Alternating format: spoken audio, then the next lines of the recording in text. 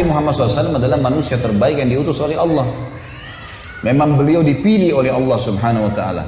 Nabi Muhammad SAW adalah orang yang terkemuka di kaumnya, jalur nasabnya terkenal suci, akhlaknya suci, dan satu kota Mekah meyakini kalau Nabi Muhammad SAW adalah orang yang terpercaya. Waktu beliau sedang naik teman-teman sekalian di atas bukit namanya Abi Kubais. Waktu Allah suruh perintahkan, hai Muhammad sampaikan agama ini kepada keluargamu, ke orang Mekah. Maka kata Nabi SAW, hai orang-orang Mekah, hai Quraisy, berkumpul semua orang.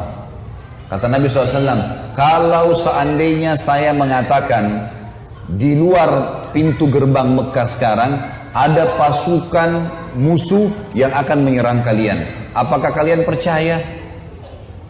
Kata orang Quraisy semuanya satu Mekah bilang, iya, karena kami belum pernah mendengar kau bohong satu kali pun dalam hidupmu. Gak pernah dusta satu kali pun. Kata Nabi SAW, ketahuilah saya utusan Allah, di antara dua tangan saya ada siksaan. Maksudnya yang patuh masuk surga, yang durhaka masuk neraka. Nabi SAW adalah manusia terbaik, jalur nasabnya terkenal paling terbaik, terkenal dari turunan raja-raja Mekah karena Abdul Muttalib kakaknya raja Mekah. Juga fisik sangat sempurna. Kata para ulama, kalau seandainya Yusuf alaihissalam diberikan seperti kegagahan dunia, maka Nabi SAW diberikan seluruh kegagahan dunia. Tidak pernah ada orang yang lihat Nabi SAW tidak suka. Sempurna. Disebutkan dalam riwayat kalau beliau tinggi besar, kekar. Tinggi besar dan kekar, gitu kan.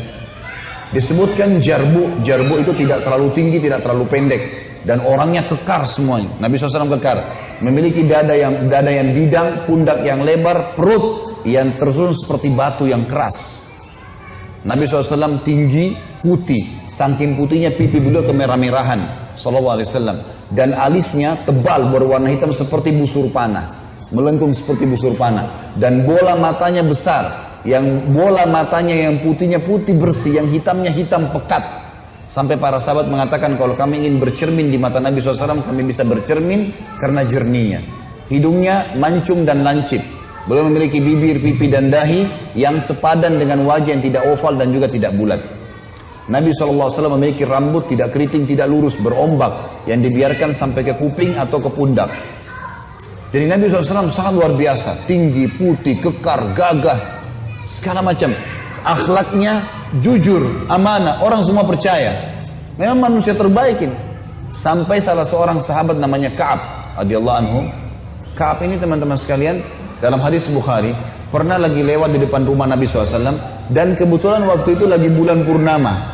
Kalau kita biasa pertengahan bulan, tanggal 13, 14, 15 Hijriah, biasa kita puasa Ayyamul Bid. Nah itu kalau pada saat itu lagi bulan purnama tuh.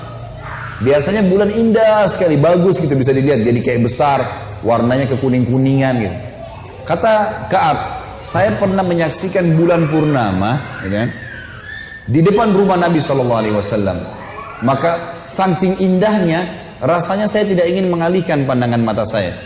Lalu ternyata tidak sengaja, ya, tidak janjian, tiba-tiba Nabi SAW membuka pintu rumahnya dan beliau keluar.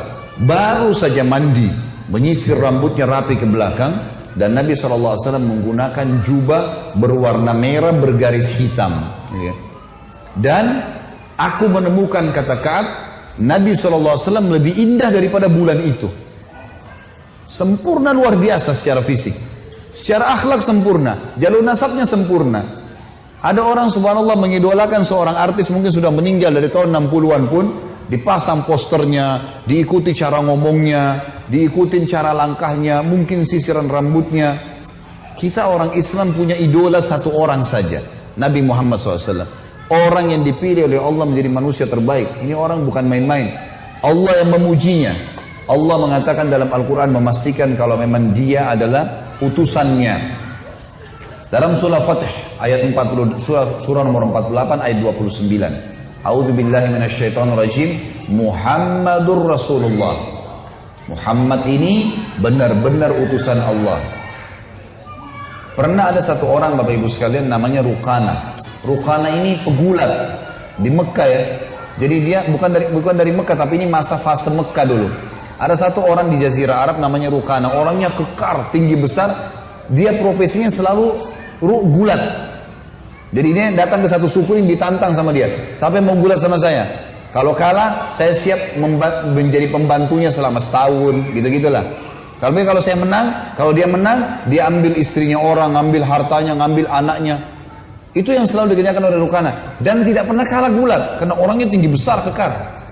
Waktu dia dengar Nabi SAW, orang Quraisy lagi punya masalah dengan Nabi di Mekah, dia datangi orang Quraisy, dia bilang, "Hai Quraisy, mau nggak saya permalukan Muhammad buat kalian?" Kata orang Quraisy, "Bagus, buat. Apa yang kalian mau balas? Apa saja kau minta kami kasih. Permalukan dulu Muhammad."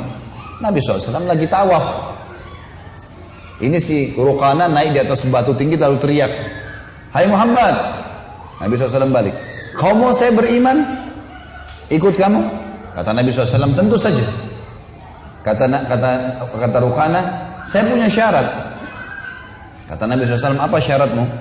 "Kalau kau bisa kalahkan saya bergulat, maka saya akan jadi pengikutmu." Rukana pikirin Nabi nggak bakal iyakan, karena orang semua takut sama dia, gitu ya. Nggak pernah kalah bergulat, memang orangnya besar, tinggi besar, mengalahkan postur tubuh Nabi yang tinggi. Dia kaget, itu Nabi bilang, mengatakan, "Baiklah, bergulat dengan Nabi SAW." Dan perlu Bapak Ibu tahu ya, semua Nabi-Nabi dan Rasul diberikan kekuatan 10 orang laki-laki. Semua Nabi-Nabi dan Rasul, semuanya. Jadi mereka memang untuk membela agama Allah dikasih kekuatan 10 orang laki-laki. Nabi SAW gulat sama Rukana, beberapa gelakan, gulat ini agak sulit ya. Bukan dengan berantem umumnya, emang dia harus menekuk sampai musuhnya nggak kuat lagi. Bukan melukai, bukan memukul wajah, bukan segala. Ditekuk oleh Nabi, nggak bisa bergerak Rukana. Nggak percaya dia. Saya mau tantang lagi, 2 kali, 3 kali, sampai 10 kali Nabi kalahin dia. Dan tidak bisa dalam gulat itu susah, dalam 1 kali gulat itu kemudian 10 kali ditekuk musuhnya tuh luar biasa. Kalah nih Rukana, nggak bisa bergerak. Terakhir Nabi SAW tekuk, nggak bisa bergerak. Lalu yang terjadi Bapak Ibu sekalian, Rukana bilang, "Saya mengaku kalah, tapi saya tidak mau beriman kecuali pohon ini bicara." Ada pohon kurma di situ. Semua satu Mekah orang saksikan itu, pohonnya bilang, "Asyhadu an la ilaha illallah wa anna Muhammad Rasulullah." Ini mukjizat Nabi. Pohon ngucapin syahadat. Ini kalau teman-teman ikuti ceramah saya di YouTube ada itu tentang mukjizat Nabi Muhammad SAW. Banyak sekali. Di antaranya ini, pohon aja memberikan syahadat, kesaksian. Pernah Nabi SAW lewat di satu tempat, ada unta lagi ngamuk. Unta ini kalau ngamuk teman-teman di suku Najjar di Madinah. Ini kalau ngamuk bisa gigit, bisa nendang, mirip kuda. Apalagi kalau unta jantan biasanya nggak sembarangan orang bisa taklukkan gitu. Maka Nabi SAW masuk bersama Jabir, sahabat Nabi yang lain radhiyallahu anhum ajmain. Pas masuk kata Jabir, "Ya Rasulullah, hati-hati, di depan anda ini ada unta jantan yang sedang ngamuk." Maka Nabi SAW pun pada saat itu mendekati unta itu dari atas unta beliau. Unta ini lagi ngamuk nih, nyerang-nyerang orang. Kata Nabi SAW, "Ta'al," dipanggil, "kesini kamu." Unta itu. Tiba-tiba unta itu orang semua saksikan, waktu lihat Nabi diam. Kemudian mulutnya diturunkan ke tanah, lalu diseret sama dia sampai di hadapan Nabi. Unta ini diseret sampai di mulutnya sampai di depan Nabi sebagai bentuk kehinaan. Lalu unta itu kata Nabi, "Angkat kepalamu." Diangkat kepalanya. Lalu Nabi bilang, "Mana tali kekangannya?" Diambil tali kekangan, diikatlah. Lalu kata Nabi SAW, "Demi zat Allah yang ubun-ubunku dalam genggamannya, tidak ada sesuatu pun di langit dan di bumi melainkan tahu kalau aku utusan Allah. Mau batu, mau air, mau udara, mau hewan-hewan, tahu semua.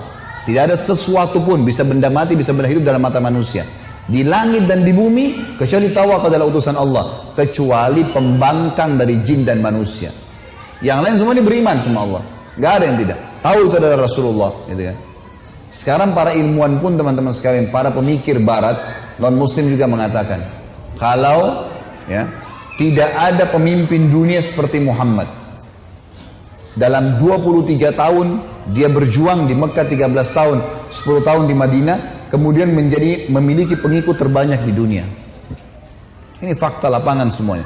Dan Allah sudah mengatakan memang, Kemudian juga dalam surah Muhammad, Allah turunkan dalam Al-Quran, surah nomor 47 ayat 2, kata Allah SWT, A'udzubillahi minasyaitonirrajim, walladzina amanu wa amilus salihati wa amanu bima nuzzila ala Muhammadin wa huwal haqqu min rabbihim kaffara anhum sayyi'atin wa aslaha balahum.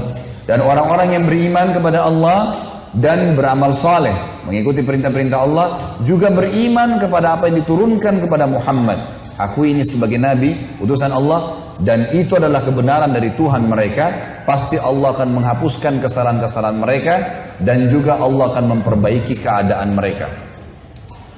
Teman-teman sekalian, kita harus yakin Tuhan kita satu Allah, jangan pernah sekutukan, itu asas agama. Dan yang kedua, Nabi Muhammad SAW adalah utusan Allah dan punya kedudukan di mata kita. Jangan ragu kalau Nabi Muhammad ini ajarannya untuk seluruh alam semesta.